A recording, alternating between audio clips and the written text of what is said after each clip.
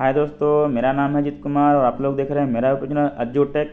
दोस्तों, हम लोग प्रकाश में पढ़ रहे थे गोली लेंसों द्वारा प्रतिबिंब का बनना। उसमें हमने देख लिया था कि उत्तल लेंस द्वारा कैसे प्रतिबिंब बनता है, अवतल लेंस द्वारा कैसे प्रतिबिंब बनता है। सभी कंडीशन को अच्छे से हमने समझ लिया था। यदि दोस्तों आप लोगों को कोई कंडीशन समझ में न आया हो, कोई प्रतिबिंब का बनना न समझ में आया हो, तो आप लोग ज़रूर कमेंट कीजिएगा। उसको हम फिर से आप लोगों को समझाने की कोशिश करेंगे। यदि वीडियो दोस्तों आप लोगों को ये अच्छा लगेगा तो लाइक कीजिएगा, सब्सक्राइब कीजिएगा, अपने दोस्तों में जरूर जरूर शेयर कीजिएगा। हमारे साथ ऐसे ही बने रहिए, हमारा वीडियो देखते रहिए और लाइक करते रहिए, सब्सक्राइब करते रहिए।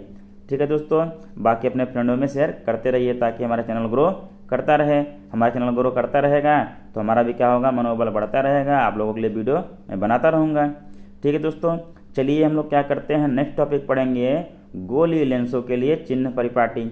ठीक है, जैसे हमने पढ़ा था गोलीय दर्पण के लिए या दर्पण के लिए चिन्ह परिपाटी, उसी तरह हम लोग पढ़ेंगे गोलीय लेंसों के लिए चिन्ह परिपाटी।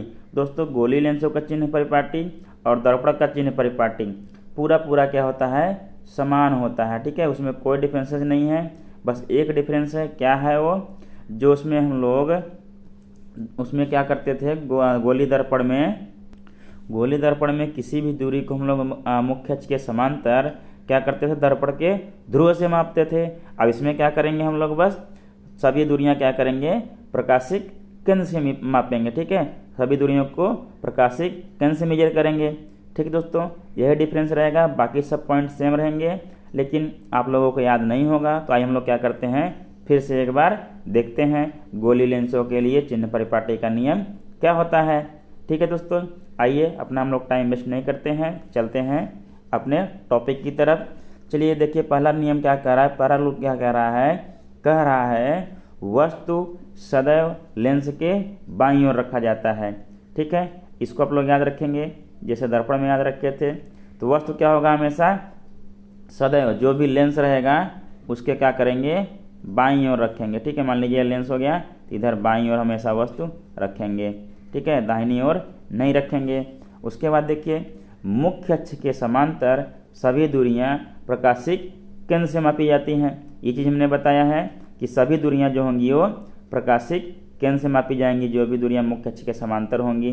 ठीक है, उसको कहाँ से मापेंगे हम लोग, प्रकाशिक केंद्र से मेजर करेंगे। ठीक है, अब देखिए क्या कह रहा है, तीसरा नियम क्या कह रहा है, प्रकाशिक केंद्र के दाईं ओर मापी गई सभी दूरियां धनात्मक, ठीक है, तथा बाईं ओर मापी गई सभी दूरियां ऋणात्मक होती हैं।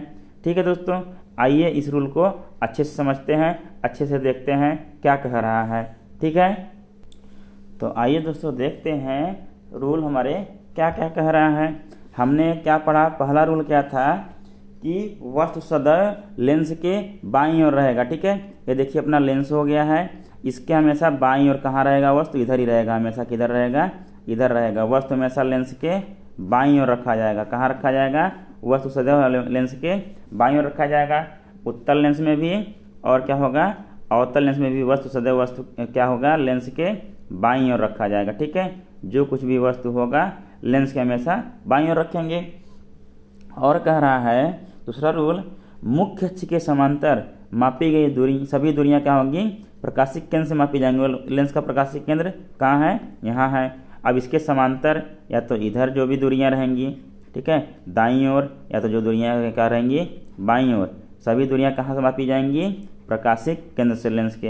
यहाँ भी अवतल लेंस में भी वही होगा कि प्रकाशिक केंद्र से सभी दूरियां मुख्य अक्ष के समांतर दाईं ओर या बाईं ओर मापी जाएंगी। या तो मुख्य अक्ष के समांतर कह लीजिए या मुख्य अक्ष के, ठीक है, या तो मुख्य अक्ष पर कह लीजिए। ठीक है, मुख्य अक्ष के समांतर करना ज़्यादा अच्छा रहेगा, क्योंकि मान लीजिए इधर की दूरियां ऐसे मेजर करनी है, इधर से करना है, तो सभी दूरियां कहाँ से मेजर किए जाएंगे दोस्तों, मुख्य अक्ष के समांतर प्रकाशिक केंद्र से मेजर किया जाता है। ठीक है, प्रकाशिक केंद्र हमारा यही था, तो प्रकाशिक केंद्र के दाईं ओर मेजर करेंगे, प्रकाशिक केंद्र के बाईं ओर मेजर करेंगे।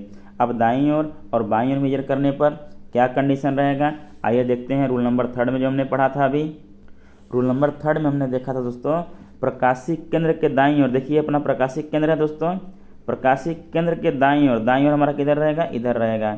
ठीक है, प्रकाशिक केंद्र के दाईं ओर मापी गई सभी दूरियां क्या होंगी, धनात्मक होंगी। क्या होंगी, धनात्मक होंगी, पॉजिटिव होंगी। ठीक ठीक है। और इधर भी देख लीजिए अवतल लेंस में भी प्रकाशीय केंद्र के दाईं ओर मापी गई सभी दूरियां क्या होंगी, धनात्मक होंगी।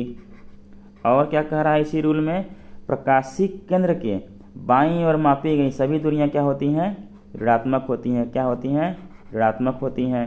ठीक है, क्या होंगी दोस्तों, ऋणात्मक होंगी। अब क्यों ऋणात्मक होती हैं हम बताएंगे आप लोगों को। ठीक है, समझ गए। जो भी हम लोग प्रकाशीय केंद्र के दाईं ओर दूरी में मेजर करेंगे उसको क्या कहेंगे, एक्स अक्ष पे पॉजिटिव रहेगा, और जो क्या होगा बाईं ओर मेजर करेंगे वो निगेटिव रहेगा, चाहे वो उत्तल लेंस हो या अवतल लेंस हो। ठीक है, अब देखिए दोस्तों, हमने निर्देशांक ज्यामिति में पहले से पढ़ रखा है। ये हो गया एक्स अक्ष अपना है, एक्स एक्स डैश, और ये वाई वाई डैश। हम लोग दोस्तों पढ़ते थे, ये मूल बिंदु करते थे। मूल बिंदु को दाईं और एक्स अक्ष पे नापी गई दूरियां क्या होती थी, पॉजिटिव होती थी, और मूल बिंदु के बाईं ओर मापी गई सभी दूरियां एक्स अक्ष पे क्या होती थी दोस्तों, क्या होती थी, निगेटिव होती थी। ठीक है, यही हमारा क्या हो गया, देखिए इसमें प्रकाशीय केंद्र, हमारा ये मूल बिंदु यहाँ पे क्या हो गया दोस्तों, प्रकाशीय केंद्र हो गया। ये हमारा प्रकाशीय केंद्र हो गया यहाँ पे। ठीक है, जब ये हमारा प्रकाशीय केंद्र हो गया तब प्रकाशीय केंद्र हो गया मूल बिंदु। अब देखिए, अब इधर एक्स अक्ष पे हम लोग मेजर कर रहे हैं, तो एक्स अक्ष पे देखिए मूल बिंदु के दाईं ओर जब जाएंगे तो पॉजिटिव रहेगा, मतलब सेम टू सेम वही कह रहा है, बस आप लोगों को घुमा फिरा रहा है। तो घुमाने फिराने से क्या होना है, कन्फ्यूजन में नहीं पड़ना है। ठीक है, घुमाने फिराने से कन्फ्यूजन में पड़ेंगे तो कन्फ्यूज ही रह जाएंगे। ठीक है, देखिए क्या हो गया, तब यही प्रकाशीय केंद्र को जो दाईं ओर दूरी हमने मेजर किया वो क्या हो गया, पॉजिटिव हो गया। प्रकाशीय केंद्र को जो बाईं ओर मेजर किया वो निगेटिव हो गया। ये कहाँ से आया, जो हमने कोऑर्डिनेट ज्योमेट्री पढ़ी थी, निर्देशांक ज्यामिति पढ़ी थी।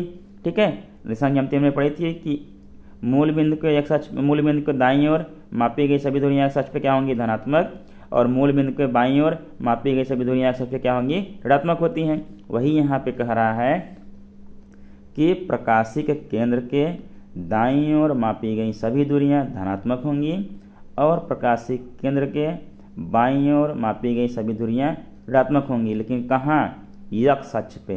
ठीक है, ये चीज़ नहीं बोलेंगे, कहाँ, एक्स अक्ष पर या एक्स अक्ष के समांतर, एक्स अक्ष पर या एक्स अक्ष के समांतर।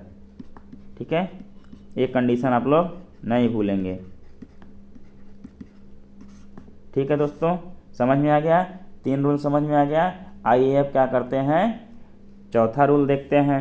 ठीक है, चलिए दोस्तों देखते हैं, हमारा नेक्स्ट रूल है, चौथा रूल कह रहा है कि प्रकाशीय केंद्र से ऊपर की ओर मापी गई सभी दूरियां क्या होंगी, धनात्मक होंगी, तथा नीचे की ओर मापी जाने वाली सभी दूरियां क्या होंगी, ऋणात्मक होंगी। ठीक है, मतलब क्या कह रहा है, या वाई अक्ष पे जो दूरी नापेंगे या वाई अक्ष के अनुदिश जो दूरी नापेंगे वो क्या होंगी, ऊपर की ओर धनात्मक और नीचे की ओर ऋणात्मक होंगी। आइए दोस्तों, पहले हम लोग कोऑर्डिनेट ज्योमेट्री में समझ लेते हैं, फिर चलते हैं अपना चैप्टर में। देखिए दोस्तों, हमारा यह था एक्स अक्ष, ये था एक्स डैश। ठीक है, ये था वाई वाई डैश वाई अक्ष था, ये अपना क्या है, ओरिजिन पॉइंट मूल बिंदु ओ है। ठीक है दोस्तों, अब देखिए एक्स अक्ष पे क्या किया था हमने, जो एक्स अक्ष पे दाईं ओर दूरियां रहती हैं मूल बिंदु के वो धनात्मक होती हैं, जो एक्स अक्ष पर मूल बिंदु को बाईं ओर दूरियां रहती हैं वो क्या होती हैं, ऋणात्मक होती हैं। ठीक है, इतना आप लोगों को हमने बता दिया है। और वाई अक्ष पे जो दूरियां होती हैं ऊपर की ओर क्या होती हैं, धनात्मक होती हैं, पॉजिटिव होती हैं, और जो नीचे की ओर दूरियां मापी जाती हैं मूल बिंदु से वो क्या होती हैं, ऋणात्मक होती हैं। अब वही फंडा, वही चीज़ क्या कर रहा है, यहाँ पे लागू कर रहा है आपको फिजिक्स में। ठीक है, प्रकाश चैप्टर में। अब देखिए हमारा ऐसे करेंगे तो ये क्या हो जाएगा, एक्स अक्ष है, जो प्रकाशीय केंद्र से गुजर रही है, जो मुख्य अक्ष है वो क्या है, हमारा एक्स अक्ष है। जो हमारा मुख्य अक्ष क्या हो गया, एक्स अक्ष हो गया। जो हमारा एक्स अक्ष है क्या हो गया, मुख्य अक्ष हो गया। अब देखिए, अब ये अपना मूल बिंदु है, यहाँ हमने प्रकाशीय बिंदु को क्या माना है, मूल बिंदु। तो मूल बिंदु को जो भी ऊपर जाएंगे वो क्या होगा, अपना वाई अक्ष, ऊपर और नीचे खींच देंगे लाइन, क्या हो जाएगा, अपना वाई अक्ष हो जाएगा। ठीक है, यही हो गया ना, अपना वाई अक्ष हो गया, वाई, और ये वाई डैश अपना वाई अक्ष हो गया।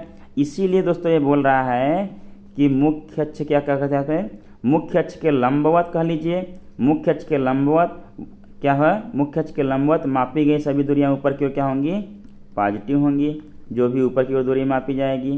ठीक है, और मुख्य अक्ष के लंबवत नीचे की ओर मापी गई सभी दूरियां क्या होंगी, ऋणात्मक होंगी। आपके किताब में रूल ये दिया हुआ है। ठीक है, हमने आपको क्या पढ़ाया, प्रकाशिक केंद्र से ऊपर की ओर, देखिए जो प्रकाशिक केंद्र हो गया इसके जो ऊपर की ओर दूरियां मापी जाएंगी वो क्या होंगी, पॉजिटिव होंगी, और इसके जो नीचे की ओर दूरियां मापी जाएंगी वो क्या होंगी दोस्तों, निगेटिव होंगी। ठीक है, क्यों, क्योंकि कोऑर्डिनेट ज्योमेट्री में जानते हैं वाई अक्ष पे जब दूरी हम लोग ऊपर के चलते हैं मूल बिंदु से तो क्या होती हैं, दूरियां पॉजिटिव होती हैं। जब वाई अक्ष के नीचे की ओर चलते हैं मूल बिंदु से, दूरियां क्या होती हैं, हमेशा नेगेटिव होती हैं।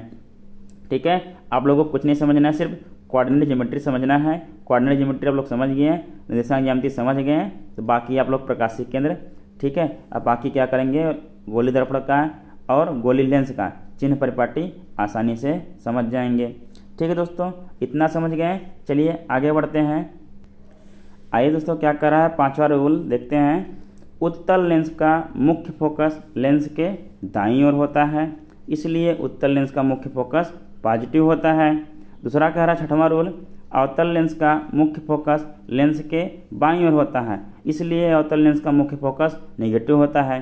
अब आप लोग कहेंगे सर आपने तो बताया था कि लेंस में क्या होते हैं, 2 मुख्य फोकस होते हैं, अवतल में भी उत्तल में भी, लेकिन आप कह रहे हैं कि उत्तल लेंस का मुख्य फोकस अब दाईं ओर होता है, अवतल लेंस का मुख्य फोकस बाईं ओर होता है। ये चीज़ को समझने के लिए आइए चलते हैं, फिगर को देखते हैं, चित्र को देखते हैं, तब समझ में आएगा क्या मैं कहना चाह रहा हूँ। ठीक है, आइए दोस्तों हम लोग बात करते हैं। हमने पढ़ा था कि मुख्य फोकस 2 होते हैं, एक इधर हो गया F2, एक हो गया ये F1। ठीक है, लेकिन अभी मैं बोल रहा हूँ कि उत्तल लेंस का जो मुख्य फोकस होता है वो दाईं ओर होता है, और जो अवतल लेंस का मुख्य फोकस होता है वो बाईं ओर होता है। ये दोस्तों मैं क्यों बोल रहा हूँ, आइए समझते हैं इसको अच्छे से। हमने रूल में पढ़ लिया कि वस्तु को हमेशा क्या करेंगे, लेंस के बाईं ओर रखेंगे। कहाँ रखेंगे, लेंस के बाईं ओर रखेंगे। ठीक है दोस्तों, जब हम लोग लेंस के बाईं ओर रखेंगे, देखिए तो वस्तु क्या करेगा, यहाँ अगर मुख्य अक्ष के समांतर प्रकाश किरण आएगी हमेशा कहाँ, लेंस के दूसरी ओर ही मुख्य फोकस पर केंद्रित होगी, उत्तल लेंस में। ठीक है, मतलब क्या होगा, देखिए लेंस ये हो गया, इसके दाहिनी ओर हमारा क्या हो रहा है, उत्तल लेंस का मुख्य फोकस आ रहा है, इसलिए देखिए दाहिनी ओर आ रहा है, इसलिए क्या है कि प्रकाशिक केंद्र के दाईं ओर मुख्य अक्ष के समांतर या मुख्य अक्ष पर मापी गई दूरियां क्या होती हैं, धनात्मक होती हैं। इसलिए कह रहे हैं उत्तल लेंस का जो मुख्य फोकस होगा वो पॉजिटिव होगा। ठीक है, क्या करेंगे, बाईं ओर वाला मुख्य फोकस अब काउंट नहीं होगा। क्यों नहीं होगा, क्योंकि हम लोग इधर दाईं ओर लेंस के कभी हम लोग वस्तु को रखेंगे ही नहीं, हमेशा कहाँ रखेंगे, वस्तु को लेंस के बाईं ओर रखेंगे। जब लेंस के बाईं ओर रखेंगे तो मुख्य फोकस हमेशा कहाँ रहेगा, उत्तल लेंस का मुख्य फोकस हमेशा लेंस के दाईं ओर होगा। ठीक है, ये बात समझ गए। आइए अवतल लेंस में समझते हैं। अवतल लेंस में भी क्या करेंगे, हम लोग जो वस्तु होगा वस्तु को हमेशा क्या करेंगे, लेंस के बाईं ओर रखेंगे। जब लेंस के बाईं ओर रखेंगे, देखिए क्या होता है, अपवर्तन के पश्चात जब अवतल लेंस के कहा था मुख्य अक्ष के समांतर प्रकाश किरणें जाती हैं तो अपवर्तन के पश्चात ऐसा प्रतीत होता है, ऐसा लगता है कि वह मुख्य फोकस से होकर गुजर रही है। ठीक है, मुख्य फोकस से होकर गुजर रही है तो जाती हुई प्रतीत हो रही है। ठीक है, तो यही हो गया अपना मुख्य फोकस। ये क्या है, देखिए लेंस के बाईं ओर ही था। अब क्या हम लोग लेंस के दाईं ओर तो रखेंगे नहीं, इधर भी बन जाए हमारा मुख्य फोकस, हम कहाँ रखेंगे, हमेशा लेंस के बाईं ओर वस्तु को रखेंगे। इसलिए हमेशा एक ही मुख्य फोकस आएगा, गणना में हमारे एक ही मुख्य फोकस हम लोग ध्यान रखेंगे जो लेंस के बाईं ओर रहेगा। इसलिए क्या होता है, अवतल लेंस का मुख्य फोकस हमेशा क्या होगा, निगेटिव होगा। ठीक है, समझ में आ गया, इसमें कन्फ्यूज नहीं होना है। ठीक है दोस्तों, चलिए आगे बढ़ते हैं। अब देखते हैं हम लोग अपना लेंस का सूत्र देखते हैं। ठीक है, चलिए दोस्तों देखते हैं लेंस का सूत्र क्या होता है। माना हमने प्रकाशिक केंद्र से वस्तु की दूरी क्या है, u है, जैसे हमने दर्पण में माना था। प्रतिबिंब की दूरी क्या है, v है, तथा फोकस दूरी क्या है, f है। हमने इन सभी दूरियों को कहाँ से मापा है दोस्तों, प्रकाशिक केंद्र से मापा है। कहाँ से, प्रकाशिक केंद्र से, और मुख्य अक्ष के समांतर या मुख्य अक्ष पर मापा है। मुख्य अक्ष के अनुदिश सभी दूरियों को हमने प्रकाशिक केंद्र से मेजर किया है, जो भी हमने लिखा हुआ है। अब देखिए तब कह रहा है लेंस का सूत्र तब क्या होगा, तब सूत्र होता है दोस्तों 1/v minus 1/u equal to 1/f। ठीक है दोस्तों, हमने जब दर्पण का सूत्र पढ़ा था उसमें क्या था, 1/v प्लस 1/u था। अब लेंस वाले में क्या हो गया है, माइनस हो गया है। ठीक है, बस इतना आपको ध्यान रखना है। 1/v क्या होता है दर्पण में, plus 1/u equal to 1/f होता है, लेकिन लेंस में क्या होता है 1/v minus 1/u equal to क्या होता है 1/f। ठीक है दोस्तों, आप लोगों के हाई स्कूल में सिर्फ फार्मूला पढ़ने के लिए दिया है, इसलिए हम सिर्फ आप लोगों को क्या कर रहे हैं, फार्मूला बता रहे हैं। डेरिवेशन आप लोगों को 12th में पढ़ने के लिए मिलेगा, डेरिवेशन आप लोग वहाँ समझिएगा। अभी सिर्फ फार्मूला देखते हैं। ठीक है दोस्तों, हमने तो देख लिया था अभी कि उत्तल लेंस का जो होता है वो क्या होता है, मुख्य फोकस वो क्या होता है, पॉजिटिव होता है। उत्तल लेंस का मुख्य फोकस हमने देखा था पॉजिटिव होता है, अवतल लेंस का मुख्य फोकस निगेटिव होता है। आप देखिए दोस्तों, चाहे उत्तल लेंस हो या अवतल लेंस हो, जो हमारा यू होगा, यू क्या होगा, हमेशा निगेटिव होगा। क्यों निगेटिव होगा दोस्तों, क्योंकि हम लोग वस्तु को हमेशा लेंस के बाईं ओर रखेंगे। तो हमने कहा था प्रकाशिक केंद्र के बाईं ओर मेजर की गई सभी दूरियां क्या होंगी, ऋणात्मक होंगी, जो मुख्य अक्ष के समांतर है, मुख्य अक्ष के अनुदिश या मुख्य अक्ष पर मेजर की जाएंगी। ठीक है, इसलिए वस्तु की दूरी क्या होगी, हमेशा निगेटिव होगी। बाकी प्रतिबिंब में चिन्ह बदलते रहेंगे, जैसे प्रतिबिंब बनेगा। यदि लेंस के दाईं ओर प्रतिबिंब बन गया तो उत्तल लेंस में, तो 5 कंडीशन में तो दाईं ओर बनता है, तो उसमें क्या रहेगा, उसमें भी क्या रहेगा, पॉजिटिव रहेगा। एक कंडीशन में बाईं ओर बनता है तो उसमें क्या होगा, निगेटिव रहेगा। ठीक है दोस्तों, ये समझ आया बात में। चलिए, हमने लेंस का सूत्र पढ़ लिया है। अब क्या करते हैं, हम लोग पढ़ेंगे आवर्धन। जैसे हमने दर्पण का आवर्धन पढ़ा था, सेम टू सेम क्या है, इसमें लेंस का आवर्धन भी वही है। ठीक है दोस्तों, आइए हम लोग पढ़ते हैं अब लेंस का आवर्धन। तो आइए दोस्तों देखते हैं लेंस का आवर्धन क्या होता है। वस्तु के प्रतिबिंब की ऊंचाई, ठीक है, जो प्रतिबिंब बनेगा उसकी ऊंचाई तथा वस्तु की ऊंचाई के अनुपात को क्या कहेंगे, लेंस का आवर्धन कहेंगे। ठीक है दोस्तों, इसे यम से व्यक्त करते हैं, स्मॉल एम से। ठीक है, अब देखते हैं कि माना वस्तु की ऊंचाई h, ठीक है, तथा प्रतिबिंब की ऊंचाई h डैश है, तो आवर्धन क्या हो जाएगा दोस्तों, कह रहा है प्रतिबिंब की ऊंचाई तथा वस्तु की ऊंचाई के अनुपात। देखिए, प्रतिबिंब की ऊंचाई क्या हमने माना था, h डैश, ठीक है, और वस्तु की ऊंचाई क्या माना था, h। तो h डैश अपान h कर दिए तो क्या हो गया, यही हमारा आवर्धन हो गया। आवर्धन m बराबर h डैश अपान h आ गया। ठीक है, यही हो गया हमारा आवर्धन, जो हमने डिफिनेशन में लिखा हुआ था। अब देखिए, एक संबंध और होता है वस्तु के मतलब कि प्रतिबिंब की दूरी तथा वस्तु के दूरी में मतलब ये संबंध होता है। क्या होता है, यम आवर्धन m बराबर भी होता है v/u। ये भी क्या होता है, एक संबंध होता है। हमको इसको लिख सकते हैं, कंबाइंड में लिख सकते हैं दोस्तों, m equal to h dash upon h equal to क्या हो जाएगा, v/u। ठीक है, समझ में आ गया, क्योंकि m के बराबर है h डैश अपान h, फिर यहाँ m के बराबर है v/u है, तो सब क्या एक साथ सबको बराबर में लिख सकते हैं, m बराबर h dash upon h equal to v/u। ठीक है दोस्तों, समझ में आ गया आप लोगों को लेंस का आवर्धन। जैसे हमने प्रतिबिंब का आवर्धन पढ़ा था वैसे ही, दर्पण का आवर्धन पढ़ा था वैसे ही लेंस का आवर्धन भी देख लिया हमने। अब देखिए दोस्तों, देखिए यदि क्या होगा, जो प्रतिबिंब है वस्तु से बड़ा बनेगा। मान लीजिए हमारा वस्तु था 2 सेंटीमीटर का, ठीक है, वस्तु था 2 सेंटीमीटर का, प्रतिबिंब हमारा बन गया 3 सेंटीमीटर का। मतलब 3/2 करेंगे तो क्या होगा, इज ग्रेटर देन 1 होगा, मतलब 1 से बड़ा होगा। जब दोस्तों लेंस का आवर्धन 1 से बड़ा होगा तो क्या होगा, हमारा वस्तु जो वस्तु होगा वो प्रतिबिंब से छोटा होगा, या कह सकते हैं जो प्रतिबिंब होगा वो वस्तु से बड़ा बनेगा।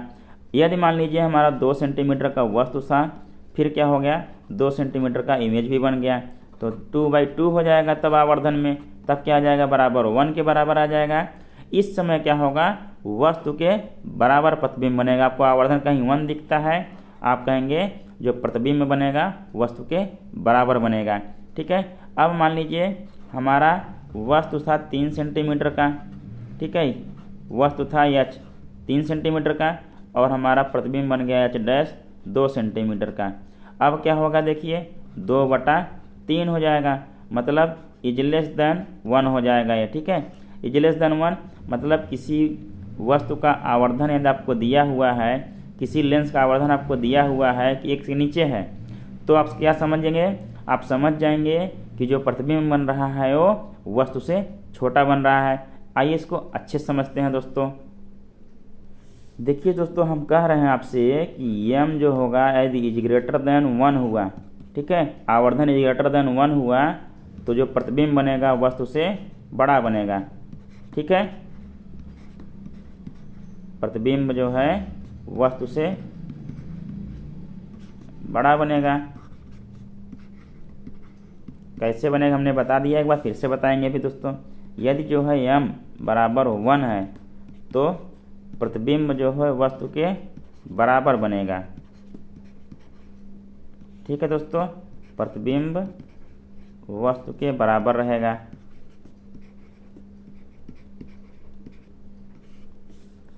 यदि दोस्तों m जो है इज लेस देन 1 है, दिया हुआ है, तो प्रतिबिंब क्या होगा दोस्तों, वस्तु से छोटा होगा। ये सब क्या होता है कॉम्पिटिटिव एग्जाम में पूछा जाता है। लड़के क्या होते हैं, सब कंफ्यूज हो जाते हैं। आप लोग क्या करते हैं, कन्फ्यूजन में पड़ जाते हैं, तो कंफ्यूज नहीं होना है, ठीक है। ये सब कॉमन माइंड से सोचना है। अब देखिए m इज ग्रेटर देन 1 कब होगा, जब अपना h डैश क्या होगा, h से बड़ा होगा। मतलब जो प्रतिबिंब होगा वस्तु से बड़ा बनेगा तभी इज ग्रेटर देन 1 आएगा, ठीक है। आवर्धन m तभी तो आएगा। मान लीजिए जब 2 सेंटीमीटर का हमने लिया था वस्तु और 3 सेंटीमीटर का हमारा प्रतिबिंब बन गया था, तो आवर्धन m बराबर दोस्तों तभी तो करेंगे ना 3/2। तो 3/2 करेंगे तो क्या होता है, 2 1 का 2, फिर 2 पंचे 10, ठीक है। क्या हो जाएगा, 2 1 का 2, फिर 1 बचेगा, 2 पंचे 10, 1.5 आ गया। मतलब जो है m इज ग्रेटर देन 1 हो गया, ठीक है। 1.5 आ गया तो क्या हो गया, प्रतिबिंब वस्तु से बड़ा बन गया, तो m इज ग्रेटर देन 1 है। वही चीज़ यहाँ बोल रहे हैं हम आप लोगों को।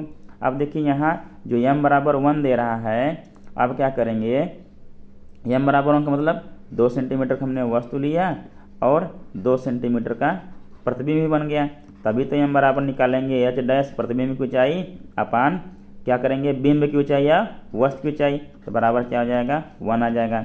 m बराबर जब 1 आ जाएगा, हमने यही तो आपको बताया कि जब m बराबर 1 रहेगा प्रतिबिंब वस्तु के बराबर बनेगा, ठीक है। यदि आपको ऐसा देके पूछेगा प्रतिबिंब कैसा बनेगा, तब क्वेश्चन का आंसर देंगे आप लोग। अब देखिए क्या हो गया, m इज लेस देन 1। मान लीजिए हमारा वस्तु कितना था, 5 सेंटीमीटर का था, प्रतिबिंब हमारा कितने का बन गया, 3 सेंटीमीटर का, ठीक है। ये हमारा h डैश हो गया, ठीक है। तो m बराबर क्या होता है, h डैश मतलब 3/5। अब देखिए क्या हो जाएगा, 5 छक्के 30 मतलब दशमलव लगाने के बाद जाएगा, तो m इज लेस देन क्या हो गया, 1 हो गया। 1 से छोटा हो गया ना, 0.6 1 से छोटा है, तब क्या होगा, देखिए प्रतिबिंब वस्तु से छोटा बनेगा। देखिए प्रतिबिंब 3 सेंटीमीटर का है और वस्तु कितना लंबा है, 5 सेंटीमीटर का है, मतलब जो प्रतिबिंब बना वस्तु से छोटा बना। ये चीज़ हमने आपको यहाँ समझाया है, यहाँ शॉर्टकट में बताया है, ठीक है दोस्तों। समझ में आ गया आप लोगों को। यदि वीडियो आप लोगों को अच्छा लगेगा दोस्तों प्लीज़ लाइक कीजिएगा, सब्सक्राइब कीजिएगा, अपने दोस्तों में जरूर शेयर कीजिएगा, ठीक है दोस्तों। धन्यवाद।